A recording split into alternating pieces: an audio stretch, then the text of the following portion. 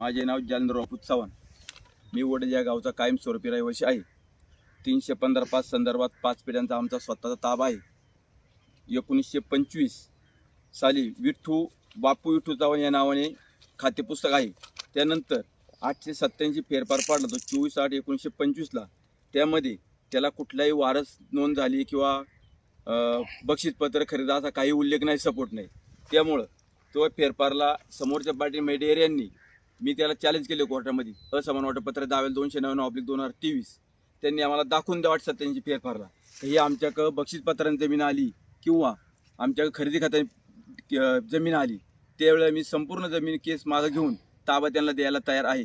परंतु तसं जर काही नसेल त्यांच्याकडं तर ती माझ्या बापाची जमीन ती मला पाहिजे. त्यांनी इथून निघून जायचं, थांबायचं सुद्धा नाही वडदमध्ये. जमीनचा वाद कोणता नंबरचा आहे? 315/5. आता कोणाचे नाव येतात? ती आत्ता विवेक रामदास चव्हाण आणि भारती विवेक चव्हाण यांच्या नावावर फिरवली. एकही रुपया न घेताना ज्यावेळेला कोर्टाचा समज मिळाला दीपक डेरेला त्याच्या नावावर जमीन होती. त्यानंतर त्यांनी महेश खांडगे यांच्या नावावर जमीन फिरवली गेली आणि खांडगे यांच्या नावावरून जमीन खरेदी खात्याने विवेक रामदास चव्हाण भारती विवेक चव्हाण यांच्या नावावर फिरवली गेली आणि त्यांनी जो त्याच्यावरला प्रकार त्या प्रकारे त्या बाया प्रदीप साळवी गुंड प्रवृत्तीचे लोक आणून आम्हाला मारहाण करून 27/11/2024 रोजी ताबा घेतला. तेव्हा त्यांना आम्ही ताब्याला आडो गेलो असता सर्व बायकावरून गाडीतून उतरून त्यांनी आम्हाला मारहाण केली. तेवढा आम्ही पोलीस स्टेशनला सुद्धा फिर्याद दिली आहे. असं असताना त्यांनी शेवट ताबा घेतलाच आणि हा उर्वरित भाग 15 गुंठाचा हा ते ताबा घ्यायला मागतात. आता आम्ही ताबा सोडायला तयार नाहीये. ताबा कुठे घेतला? ताबा 315/5 पूर्व बाजूला जुन्नर पांढर रोडच्या पूर्वेला. किती क्षेत्रावर ताबा घेतला? त्यांनी 3.5 एकर. 3.5 एकरवर? हो. त्याच्या आधी तुमच्या ताब्यात होतं? त्याच्या आधी 5 पिढ्यांना आमच्या ताब्यात आहे. बाहेरचे प्रदीप साळवे आणि काही जुन्नरच्या वेगळ्या कास्टच्या महिला आणून त्यांनी त्या आमच्यावरती बायांना आमच्या पुढं करून अॅट्रॉसिटी कायद्याच्या नियमाप्रमाणे त्या बाहेरच्या बायका आणल्या होत्या त्या आमच्या पुढं करून त्यांनी तो ताबा घेतलेला आहे. 1925 पासून ती जमीन तुमच्या ताब्यात होती का? आमच्या ताब्यात जमीन होती ती. 5 पिढ्यांपासून जमीन ती आमच्याच ताब्यात आहे. ते कसं काय त्या डेअरींचं नाव लागलं? डेरेंचं नाव लागलं ते पूर्वतांनी ते त्यांच्या नावाने ती जमीन फिरवली. आमचे पंजोबा होते मुंबईला, यांचे पंजोबा होते इथं.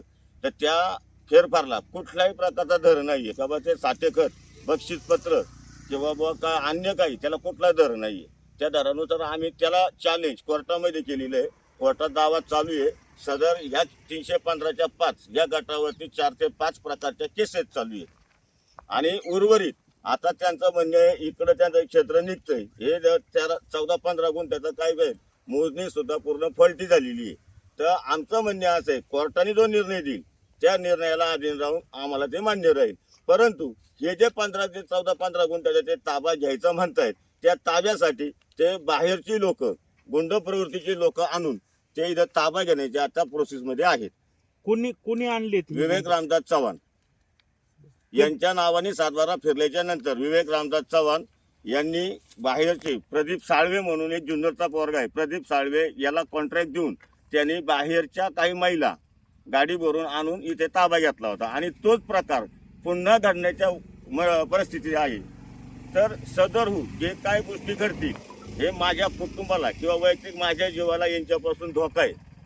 जे काय गोष्टी घडतील त्याला पूर्णपणे विवेक रामदास चव्हाण हे जबाबदार असतील. पण 1925 साली तुमच्या पंजोबाचं नाव कमी होऊन डेरेंचं नाव लागलं. गेनो धोंडू डेरेंचे आजोबा योगोई डेरेचे पंजोबा योगोई डेरेंचं नाव लागलं ना. गेनो धोंडू चव्हाण नाव लागलं. म्हणजे आमच्या पंजोबाचे पुतणे संपूर्ण जमीन करून खायचे आणि पंजोबांच्या पुतण्याला मुलगा नव्हता, एकच मुलगी होती ते म्हणजे कोंडाजी बाबांची सून सुगंधाबाई. तिचा मुलगा तुकाराम डेरे आणि तुकाराम डेरेचा पोरगा योगोई डेरे. त्यांना मुलगा नसल्यामुळे ते नाताला जुन्या लोकांनी अनपढ लोकांनी इकडे आणले पाहिजे, मांडवे घेतलेले आहेत, दत्तक घेतल्यासारखं झाले. हरकत नाही. त्यांचं ज्या काही गोष्टी असतील त्यांना त्या लक लाभल्या. पण जे आमच्या हक्काचं आहे ते आम्हाला मिळालं पाहिजे. त्यासाठी आम्ही कोर्टामध्ये दावे दाखल केलेले. ते योगेश डेरेंचं आता नाव होतं दीपक डेरे म्हणून नाव होतं. हा बर.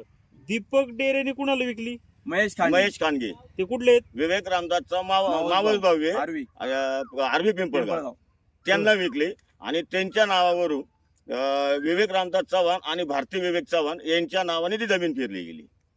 परत विकत घेतली विवेक चव्हाण यांनी. हा कोर्टात पण दावा चालू तो असताना कुठल्याही चालू आहे. प्रकारचं म्हणजे रुपयाचा हा विषय नाही. फक्त आमच्यापासून बचाव करण्यासाठी 1 रुपयाचा दीपक डेऱ्याला कुठला संबंध नाही. 1 रुपया न देता ती जमीन फक्त आमच्यापासून बचाव करण्यासाठी फिरवा केलेली आहे. कोर्टात समज मिळून तारीख झाल्यानंतर त्यांनी पळवाट काढलेली. तरी आता पुन्हा त्या जमिनीची विक्री करण्याच्या संदर्भात आम्हाला माहिती भेटलेली आहे. म्हणजे विवेक चव्हाण ही जमीन विकतायत. विकतायत, त्यांनी डेव्हलप करून ती जमीन विकतायत. तर दाखवतो. सदरू त्या जमिनीचं घेणाराने पूर्ण सखोल अभ्यास करूनच त्याला घ्यायचे तो घेऊ शकतो. परंतु इथून पुढल्या ज्या काही गोष्टी आहेत, त्याला सामोऱ्या जावं लागणार आहे. या गोष्टींचा विचार करून जमिनीचं खरेदी खत करावं. तसे आम्ही सर 24 जानेवारी 2023 रोजी दैनिक हो ही जमीन आहे. तसं आम्ही ना सर 24 जानेवारी 2023 ला दैनिक प्रभातला 315चा 5 315चा 5 ही तुमच्या ताब्यात होती. आमच्या ताब्यात होती जमीन. आता ही कोणी निवड केली? हे विवेक रामदास चव्हाण यांनी लेवल ताब्या बेंडे केस चालू आहे. बेंडे केस मध्ये तहसीलदारांकडे ताबा मागतायत आणि ताबा मागून इकडे त्यांनी बाहेरचे गुंड प्रवृत्तीचे लोक आणून ताबा घेतलेला आहे. हे संपूर्ण जमिनीचा ताबा घेतलाय. हो, किती दिवस झाले? ते 2 महिने झाले. 2-3 महिने झाले. 27/11 ताबा सुरू झाला त्यांचा पहिला समजा जर तुमचं ताब्याची केस चालू होती हो. तसंच ताबा घेतला मग तुम्ही तक्रार नाही दिली का? तक्रार दिलेली आहे, पण काय आलंय तहसीलदार साहेबांना तिथं काही कारणास्तव त्यांच्या तारखाच होत नाही. आतापर्यंत तारीखच झाली नाही. आतापर्यंत तारीखच झाली नाही. त्या तारखा शिवजयंती आली पुढं मध्यंतरी त्याच्या अगोदर आजारी होते तहसीलदार साहेब. पुढं तारखा त्या वाढत वाढत चालली नाही. त्यामुळे ती वाढत चालली. आणि आम्ही तसे सर 24 जानेवारी 2023 ला दैनिक प्रभातला जाहीर नोटीस दिली दवंडी आम्ही का सदर 5 पिढ्यांचा आमचा ताबा आहे या जमिनीवरती आणि त्याच्यात कुणी ही जमीन घेऊ नये, कुणाची फसवणूक व्हावा नाही, हे बिगर ताब्याचं पोकळीच खरेदी करत राहील म्हणून साठी आम्ही ही जाहीर नोटीस दिली आहे पेपरला. आता ताबा कोणाचा आहे या याच्यात? आता ताबा यांनी घेतलाय विवेक रामदास. तुमचा तर ताबा नाही ना मग आता. आता आमचा इथं इकडे पर्यंत आहे ना ताबा अजून. इकडे दादा इकडे इकडे ताबा आहे आहे. आमचा ताबा. हा इकडे ताबा आहे अजून. पलीकडे रस्त्याच्या तुमचं पश्चिम ताबा बाजूला. आहे. तुम्ही हे सोडून दिलं का आता? नाही सोडून नाही, कोर्टात केस चालू आहे. कोर्टात केस केस चालू चालू आहे. आहे. कोर्टात दावा चालू आहे. कोर्टाचा जो काही निर्णय होईल तो आम्हाला मान्य असेल. तेवढा त्याला ताबा घ्यायला तेव्हा पण सांगतो जो काही कोर्टाचा निर्णय होईल तो आम्हाला मान्य राहील, तोपर्यंत तुम्ही ताबा घेऊ नका. तहसीलदार बेंडे केसला काय सांगतात, काय देतात तुम्हाला ताबा देत नाही त्यात, ते पण आमची तयारी. तहसीलदार निर्णय देईल तो सुद्धा आम्हाला मान्य राहील. तरी पण त्यांनी गुंड प्रवृत्ती लोक आणून त्यांनी ताबा घेतला, बाया वगैरे आणल्या. त्या तक्रार दिली का मग? तक्रार पुलटेला दिली. 112 ला 25 वेळा कॉल झाला त्या दिवशी 27/11. तक्रार घेतली नाही. नाही दखल घेतली. त्यांनी जुन्नर पुढेला फोन केला होता, परंतु जुन्नर पुढेने काही एक तक्रार घेतलेली नाही आमची दखल. ते म्हणे त्यांनी घटनास्थळी यायला पाहिजे. दखल कुठलीच नाही झाली. पोलीस स्टेशनने घटनास्थळी यायला पाहिजे. डोकं फोडाफोडी झाली, भावाचं सिटी स्कॅन करायला लागलं फार. तरी परंतु जुन्नर पोलीस स्टेशनने आम्हाला जुन्नरला बोलवलं, इथं जागेवरती आली नाही.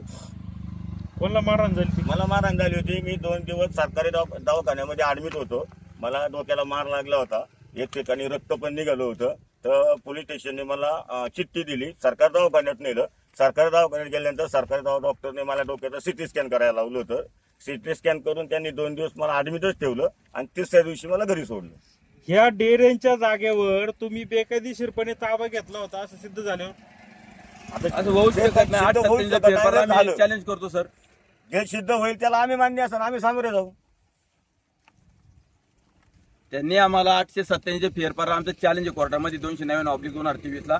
त्यांनी आम्हाला दाखवून द्यावा का फेरफार हा 887 कसा झाला, बक्षीस पत्रानं झाला का खरेदी खात्यानं झाला, हे 2च कारण होते पहिले. ते आम्हाला दाखवून द्यावा सपोर्ट त्याला काय तो. आणि तो जर नसेल तर आमच्या बापाच्या तुम्ही इथून निघून जा. आणि तसं जर नाही झालं तर 315च्या 3 मध्ये मी स्वतःच्या 2 एकरवरती ताबा घेणार आता. त्यांना जर हा गुढी जर ताबा मला द्यायचा नसेल मला 2 एकरचा सामायिक म्हणतो ते आतापर्यंत, तर मी 315 मध्ये ताबा माझ्या घरासमोर टाकणार मी उसाच्या वावरांनी. त्यावेळेला त्यांना जे काय होईल त्यावेळेला त्यांना ते सहन करावं लागेल.